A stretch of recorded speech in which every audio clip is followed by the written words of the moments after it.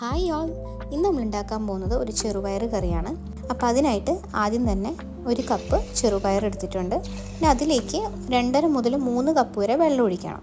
അതിലേക്ക് ഇത്തിരി മഞ്ഞൾപ്പൊടി ഇട്ട് കൊടുക്കുക. പിന്നെ ആവശ്യത്തിന് ഉപ്പും കൂടെ ചേർത്ത് കൊടുക്കുക. ഇനി അതിലേക്ക് അരിഞ്ഞു വെച്ച അര കഷ്ണം സവോള, 4-5 അരിഞ്ഞു വെച്ച പച്ചമുളക് നിങ്ങളുടെ എരിവിനനുസരിച്ച് ഇടാം. ഇനി ചതച്ച് വെച്ച ഇഞ്ചി.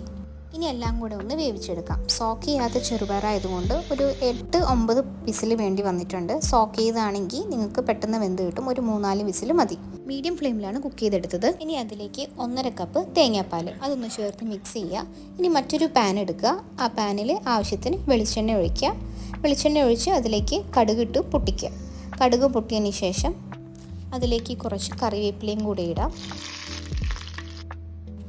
ഇനി അതിലേക്ക് 2-3 വറ്റൽമുളക് ഒന്ന് ചൂടായി കഴിഞ്ഞാൽ സ്റ്റൗ ഓഫ് ചെയ്യാം. ഇനി നമ്മൾ ചേർക്കാൻ പോകുന്നത് ഒരു 1/2 ടീസ്പൂൺ മുളക് പൊടിയാണ്. ആ എണ്ണയുടെ ചൂടിൽ തന്നെ മുളക് പൊടിയുടെ കുത്തൊക്കെ മാറിക്കോളും. എരിവിൻ്റെ കാര്യത്തിൽ പേടിക്കൊന്നും വേണ്ട. ഓൾറെഡി പച്ചമുളക് ആഡ് ചെയ്തുകൊണ്ട് ആവശ്യത്തിന് എരിവുണ്ടാവും. ഇനി അത് ചെറുപയറിലേക്ക് ചേർത്ത് കൊടുക്കാം.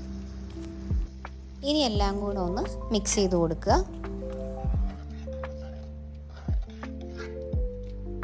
അങ്ങനെ ഈസി ടേസ്റ്റി ചെറുപയർ കറി റെഡിയാണ്.